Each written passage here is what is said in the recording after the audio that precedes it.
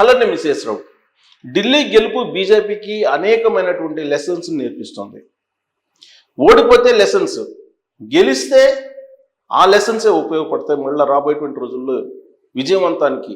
అందుకే ఇప్పుడు బీజేపీ ఢిల్లీ ఫలితాలను ఒక బెంచ్ మార్క్గా తీసుకొని ఎవరైతే అవినీతి చేస్తారో వాళ్ళని కాపాడేటువంటి ప్రయత్నం చేయకుండా జైలుకు పంపించాలి అనేటువంటి ఒక అభిప్రాయానికి బీజేపీ ఢిల్లీ నాయకులు వచ్చారని తెలుస్తుంది. దానికి కారణం ఏంటంటే 2023 అసెంబ్లీ ఎన్నికలకు ముందు జరిగినటువంటి పరిణామాలను ఒకసారి గుర్తు చేసుకుంటే ఆ రోజుకి ఢిల్లీ లిక్కర్ స్కామ్ బయటకు వచ్చింది. ఢిల్లీ బీజేపీ నేతలు కవితకు సంబంధించినటువంటి డీల్స్ వ్యవహారాన్ని బయటపెట్టారు. అదే సమయంలో ఫామ్ హౌస్లో ఎమ్మెల్యేలను కొనుగోలు చేసినటువంటి వీడియోస్ని కేసీఆర్ గారు బయటపెట్టారు. ఆ రోజున బీజేపీ జాతీయ ప్రధాన కార్యదర్శి బిఎల్ సంతోష్ ఆ ఫామ్ హౌస్లో ఉన్నారు. ఆయనతో పాటు కొంతమంది స్వామీజీలు ఉన్నారని చెప్పి తెలంగాణ పోలీసులు కేసు పెట్టి తెలంగాణ పోలీసులతో ఒక సిట్ ఏర్పాటు చేసి కేసీఆర్ గారు వాళ్ళని జైలుకు పంపించేలాగా చేశారు. 3 స్వామీజీలు జైలు పాలయ్యారు. బిఎల్ సంతోష్ని ఎలాగైనా అరెస్ట్ చేయించాలని చెప్పి తెలంగాణ సిట్ని ఢిల్లీ పంపించారు కేసీఆర్ అప్పట్లో. కానీ బిఎల్ సంతోష్ని అరెస్ట్ చేయలేకపోయారు.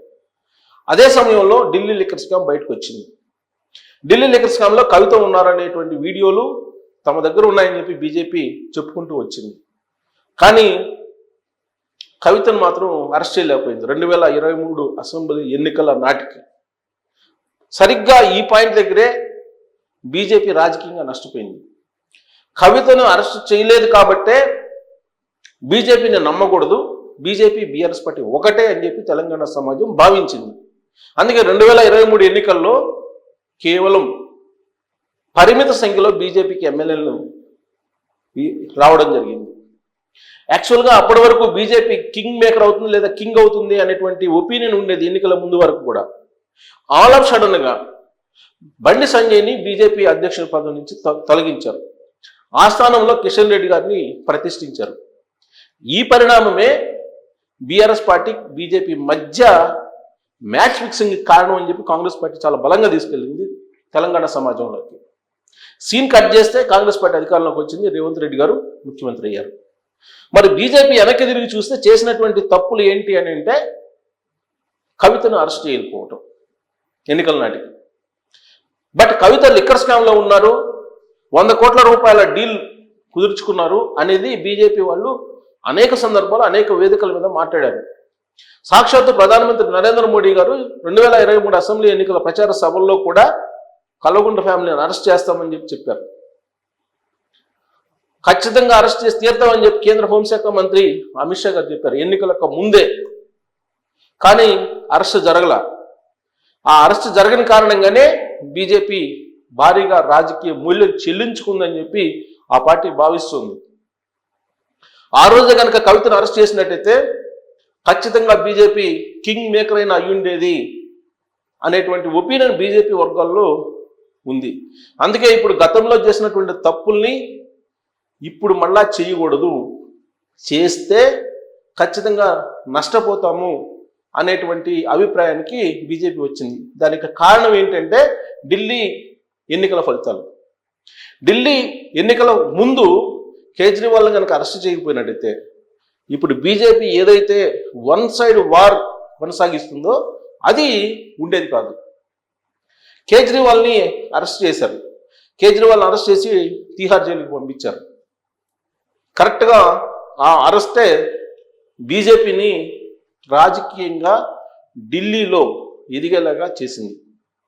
అదే 2023 అసెంబ్లీ ఎన్నికలకు ముందు తెలంగాణలో కవితని అరెస్ట్ చేయని కారణంగా బీజేపీ నష్టపోయిందని ఆ పార్టీ ఇప్పుడు విశ్లేషించుకుంటుంది. ఢిల్లీ ఫలితాలని, తెలంగాణ అసెంబ్లీ ఫలితాలని రెండింటిని బేరీజు వేసుకొని ఇప్పుడు చూస్తూ ఉన్నారు. అదే మీకు లోక్సభ ఎన్నికలు వచ్చే నాటికి కవిత అరెస్ట్ అయ్యారు. లోక్సభ ఎన్నికల్లో ఫలితాలు మనం చూసాం. లోక్సభ ఎన్నికల్లో బీజేపీ భారీగా గెయిన్ అయింది, అసెంబ్లీ ఎన్నికల కంటే కూడా ఎక్కువగా. మరి అరెస్ట్ చేసినందువల్ల అవినీతి పనుల్ని కేంద్ర ప్రభుత్వం లేదా కేంద్రంలో ఉన్నటువంటి బీజేపీ లాభపడింది. ఈ కోణం నుంచి ఆలోచిస్తే ఇప్పుడు కేటీఆర్ని ఖచ్చితంగా అరెస్ట్ చేసేటువంటి అవకాశం ఉంది. కేంద్రం పరిధిలో ఈడీ ఉంది. ఈడీ దగ్గర ఇప్పుడు కేటీఆర్ కేసు ఉంది. ఫార్ములా ఈ రేసుకు సంబంధించినటువంటి కేసు కేటీఆర్ సంబంధించినటువంటి వివరాలతో కూడా ఉంది. కాబట్టి ఖచ్చితంగా 100% కేటీఆర్ని కేంద్ర ప్రభుత్వం అరెస్ట్ చేసేలాగా, ఈడీని తన పని తాను చేసుకొని ఇచ్చేలాగా వ్యవహరిస్తుంది అనేటువంటి అభిప్రాయం ఢిల్లీ వర్గాల్లో చాలా క్లియర్గా వినిపిస్తుంది.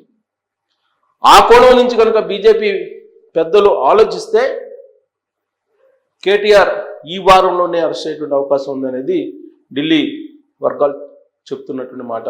బహుశా అందుకనేమో కేటీఆర్ గారు మొత్తం ఈ రిజల్ట్ని తనకు అనుకూలంగా మార్చుకునేటువంటి ప్రయత్నం చేస్తున్నారు. ఢిల్లీ బీజేపీ ఫలితాలు చూడంగానే సంబరపడిపోతున్నారు.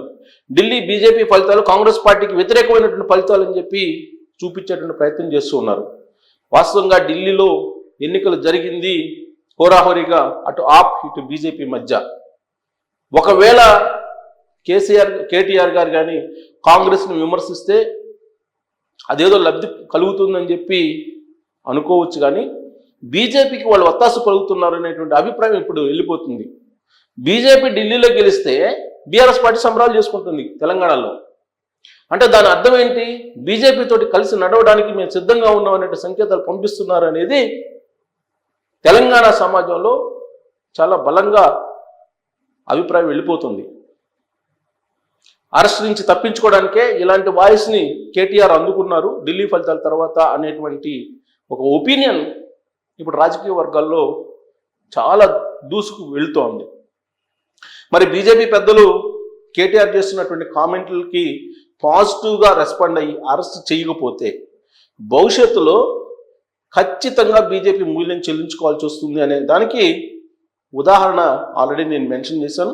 2023 అసెంబ్లీ ఎన్నికల ముందు తెలంగాణలో జరిగినటువంటి పరిణామాలు, అలాగే ఇప్పుడు 2025లో ఢిల్లీలో జరిగినటువంటి ఎన్నికల ముందు కేజ్రీవాల్ అరెస్ట్ చేశారు.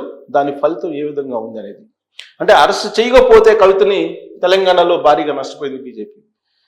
అరెస్ట్ చేసి ఢిల్లీలో 2025 అసెంబ్లీ ఎన్నికల్లో బీజేపీ గెయిన్ అయింది.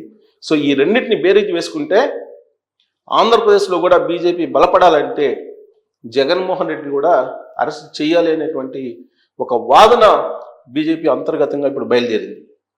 ఈ వాదన ఫస్ట్ కేటీఆర్ని అరెస్ట్ చేసే దిశగా తీసుకెళ్తుంది అనేది బీజేపీలో చాలా సీరియస్గా నడుస్తున్నటువంటి చర్చ. సో ఇప్పుడు ఢిల్లీ ఫలితాలు కేటీఆర్ మెడకి చుట్టుకోబోతున్నాయి. కేటీఆర్ అరెస్ట్కి సాధనంగా మారబోతున్నాయి.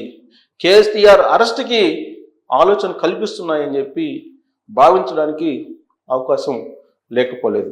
సో ఢిల్లీ ఫలితాలు తర్వాత కేటీఆర్ని అరెస్ట్ చేయడానికి అవకాశం ఎంత ఉంది, అరెస్ట్ చేయకపోవడానికి అవకాశం ఎంత ఉంది అనేది కామెంట్ రూపంలో మీ అభిప్రాయాన్ని తెలియజేయచ్చు. Thank you very much.